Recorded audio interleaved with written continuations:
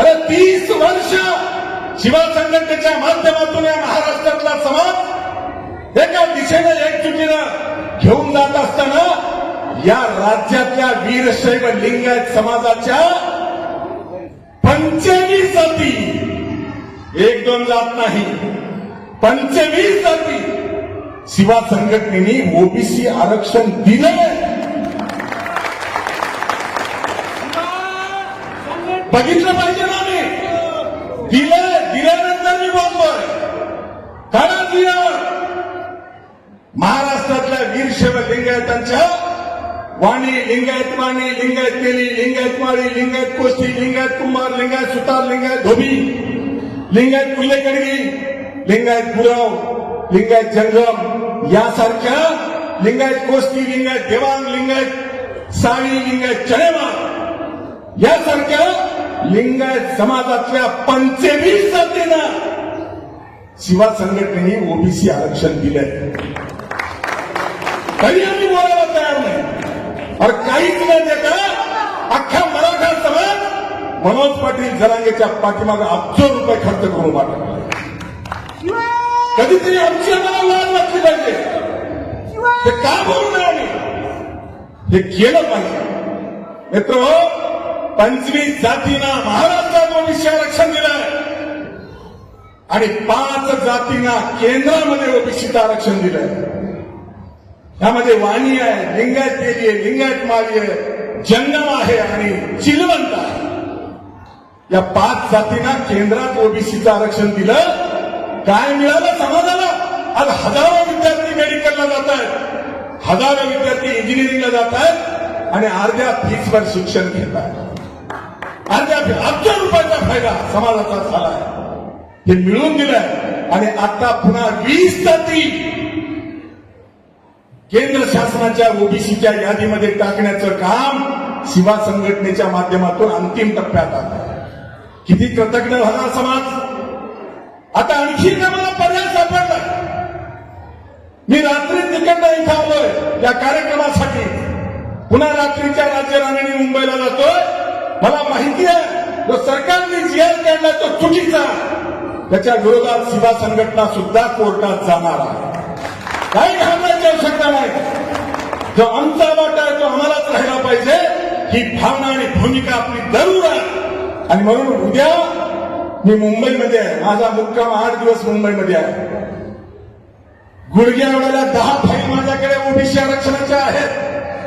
त्यामुळं जर हैदराबादचा गॅजेट जर मराठा बांधवांना लागत असेल तर माझा लिंगायत समाज लातूर, धाराशिव, सोलापूर, सांगली, सातारा, कोल्हापूर या भागातला आमचा लिंगायत समाज ज्यांच्या टीसीवर जातीच्या रकान्यात लिंगायत लिहिलंय तो ओबीसी आरक्षणापासून वंचित आहे.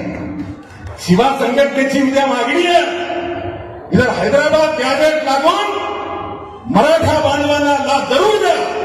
आमचा विरोध नाही. पण त्याच हैदराबाद गॅजेटमध्ये 2,31,000 जे कुणबी नोंदी आहेत त्यातल्या 81,000 नोंदी हे कुणबी लिंगायताच्या आहेत. आणि म्हणून आम्हाला सुद्धा लाभ मिळाला पाहिजे. पॅरिटी ग्राउंड, समान न्याय, समान हक्क ही भूमिका घेऊन आपण पुढे जातो आहोत. आणि शिवा संघटना म्हणून आपण उद्या हायकोर्टामध्ये याचिका आमचे ऍडव्होकेट सतीश तळेकर प्रसिद्ध विधिज्ञ त्यांच्या माध्यमातून 2 दिवसामध्ये आम्ही याचिका दाखल करतो आहोत. मी त्याच कामात असल्यामुळं मला इथं यायला उशीर झाला. पुन्हा रात्रीच्या रेल्वेने मुंबईला जायचंय. आम्ही हे करतोय समाजासाठी करतोय, लढायचंय समाजासाठी. कोणाची चमचगिरी करायची आवश्यकता नाही, कोणाला घाबरण्याची आवश्यकता नाही. जे तुमचं आमचं हक्काचं आहे प्रत्येक समाजाने मागितलं पाहिजे. ते आम्ही सुद्धा मागितलं पाहिजे आणि ते मिळवलं पाहिजे. जे मिळवलंय ते आमचं जरूर आहे. पण मोठा वर्ग ज्यांच्या टीसीवर लिंगायत आहे तो बाजूला पडलाय. मनोज पाटील जरांगेंना मी धन्यवाद दिले की हैदराबादचं गॅजेट लागू करून मराठा बांधवांना कुणबीची प्रमाणपत्र ज्या जिल्ह्यात दिली जाणार आहेत त्याच हैदराबादच्या गॅजेटमध्ये 81,000 कुणबी नोंदी असलेला लिंगायत समाज. माझ्याकडे पुरावे आणले.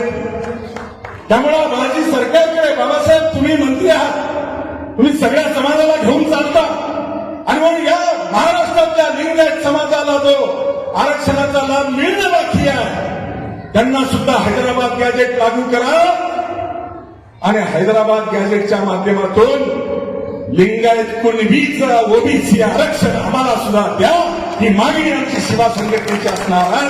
आणि त्यासाठी सुद्धा रचनात्मक पाऊल आम्ही धोरण ठरवतो आहोत. आज रात्री 8 वाजता महाराष्ट्रातल्या सगळ्या पदाधिकाऱ्यांची सेवा संघटनेची ऑनलाईन बैठक आपण ठेवलेली आहे. आपण ही सगळेजण सोशल मीडियावर लिंक आलेली आहे, लिंकला जॉईन व्हा. आपण धोरण ठरवतो आहोत. कोर्टात कोणती भूमिका घ्यायची, सरकारकडे काय मागणी करायची आणि रस्त्यावर काय संघर्ष करायचा याचं नियोजन आम्हाला करावं लागणार आहे आणि ते आपण सेवा संघटनेच्या माध्यमातून करतो आहोत. ते करण्यासाठी समाज म्हणून तुम्हाला सुद्धा घरात बसता येणार नाही, डेरे हरी पलंगावरी मिळत नाही. त्यासाठी तुमची ही तयारी असली पाहिजे. तयारी आहे का? असेल तर हात वर करा. टाळ्या वाजवा तुमच्यासाठी.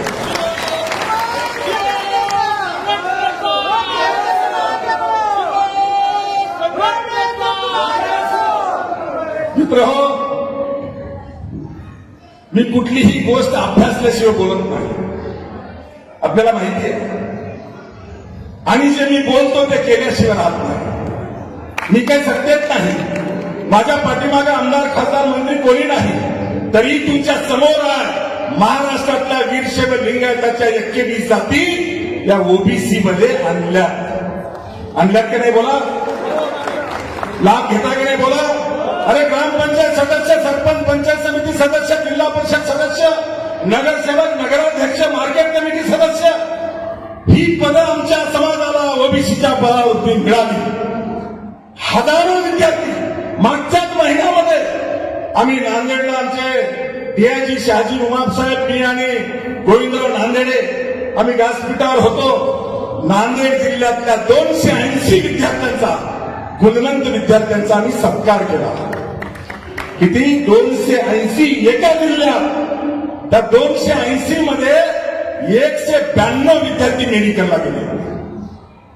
192 विद्यार्थी. एका विद्यार्थ्याला ओबीसीवर प्रवेश मेडिकलला मिळाला. आणि त्या कॉलेजची फी जर 25 लाख असेल, 20 लाख असेल, तर अर्धी फी सरकार भरते. 10 लाख वर्षाला फायदा, 5 वर्षाचा 50 लाख. एका विद्यार्थ्याला वर्षाला 50 लाख, डिग्रीला 50 लाख, तर वर्षाला 192 विद्यार्थी एका जिल्ह्यातून गेले. किती अब्ज रुपयाच्या समाजाचा फायदा झाला, कोणी विचार केला का? काय दिलं नाही समाजाला? आणि म्हणून उठा, जागे व्हा, एकजूट व्हा. ही लोकशाही आहे. डॉक्टर बाबासाहेब आंबेडकरांनी राज्यघटना दिलेल्या सगळ्यांना न्याय मिळाला पाहिजे. आणि म्हणून आमच्यातला जो एक मोठा वर्ग ओबीसी आरक्षणापासून वंचित राहिलेला आहे, याही वर्गाला 2 सप्टेंबर 2025 ला यांच्या माध्यमातून जीआर निघाला. त्याच जीआरचा पॅरिटी ग्राउंडवर आम्ही कोर्टामध्ये फायदा घेणार आहोत. आणि जर आमचे 2,31,000 हैदराबाद गॅजेटमध्ये 2,31,000 कुणबी आहेत, त्यातले 81,000 कुणबी लिंगायत आहेत. ही सुद्धा नोंद त्याच्यामध्ये आहे. आणि म्हणून कुणबी लिंगायतला सुद्धा ओबीसी मिळालं पाहिजे, ही भूमिका घेऊन आपल्याला आदरणीय राष्ट्रसंतांच्या चरणी आपल्याला वचनबद्ध व्हायचंय, शपथबद्ध व्हायचंय आणि उद्यापासूनच आपल्याला कामाला लागायचं आहे.